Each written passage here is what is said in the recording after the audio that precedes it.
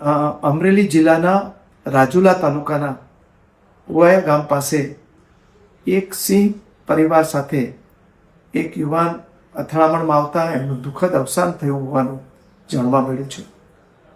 જે પ્રમાણે પ્રાથમિક માહિતી મળી છે પ્રમાણે આ યુવાન એક રેસ્ટોરન્ટમાં કામ કરતો હતો અને ત્યાંથી ઓચિંતો જ કોઈ કારણસર નીકળી ગયો હતો અને એ પછી એમના દુઃખદ મૃત્યુના સમાચાર આવ્યા હતા.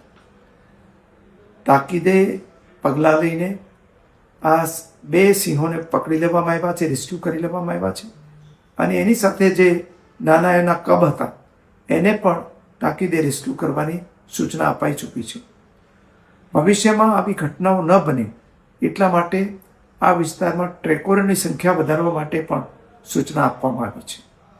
સામાન્ય રીતે સિંહ કોઈ દિવસ ભાગ્યે જ આવી રીતે હુમલા કરતા હોય છે, પરંતુ કોઈ કારણસર એમના બિહેવિયરમાં ચેન્જ હોય અથવા તો કોઈ કારણસર જે આવા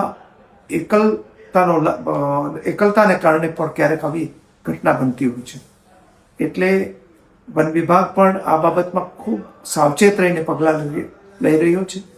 વન વિભાગની સૂચના અનુસાર વર્તવા માટે મારી નાગરિકોને પણ હાથ જોડીને વિનંતી છે અને આગામી દિવસોમાં આવી ઘટના ન બને એ માટે જે કોઈ કાર્યવાહી કરવી પડશે એ કાર્યવાહી કરીશું.